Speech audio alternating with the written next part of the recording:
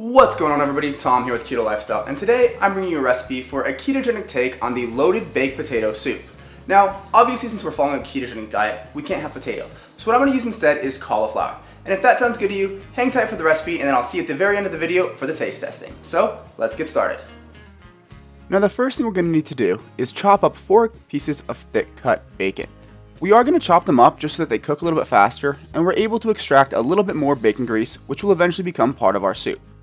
So now we're going to add that bacon directly into the pot that our soup will eventually be cooked in.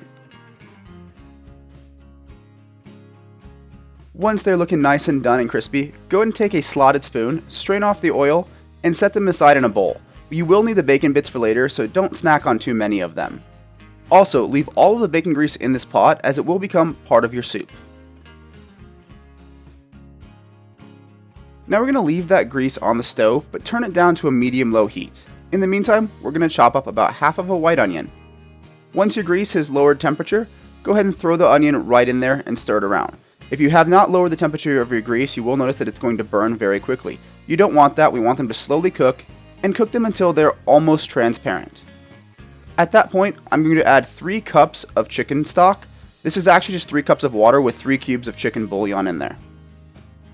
In order to thicken our soup a little bit, we're going to take one of the 3 cups of cauliflower, put it in a food processor, and run it until it is beyond riced. We don't want thick chunks, we want this almost to be a powder. Once it's completed, go and remove it from the food processor and put it directly into your chicken broth on the stove. It should be coming up to a boil here shortly.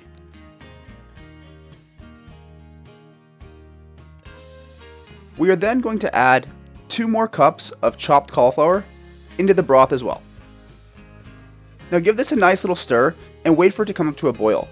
You need these things to be cooked all the way through, so let it boil for 5 to 10 minutes until the cauliflower is nice and tender. As you can see, our cauliflower is looking cooked and has kind of changed color a little bit from the chicken broth. At this point, we're going to add 2 cups of heavy whipping cream directly into our pot. It would not be loaded potato soup without some sour cream, so we're going to add a 1/3 cup of sour cream into the pot as well. Now we're going to give our pot a quick stir just to make sure that the heavy cream and sour cream are well incorporated, before adding our 2 cups of shredded cheddar cheese.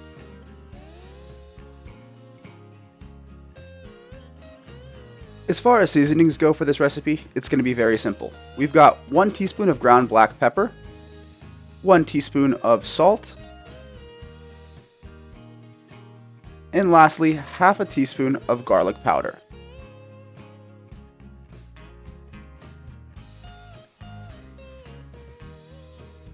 Now we're going to give this a stir to mix in our spices, but also keep checking it to make sure that your cheese is melted. Once all of the cheese is melted, we're going to take half of the bacon that we cooked earlier and crumble it directly into the soup. You don't want large chunks at this point because the soup will rehydrate the bacon and it can make it a little bit chewy if you have too large of a piece. And the last ingredient is half of our chives. There was a 1/4 cup in there total, so we're going to use about half that and mix it directly into the soup.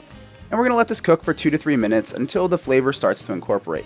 Now the remaining half of the bacon and chives is going to be used for topping the soups later on. And now that you guys have seen the recipe, I am here with our finished product, which I'm going to go ahead and put on the screen right now. Now the one I have here is obviously topped with a little bit of chives, some cheddar cheese, and some bacon. Let's give it a taste. So you can see here, nice and chunky, a little bit thick.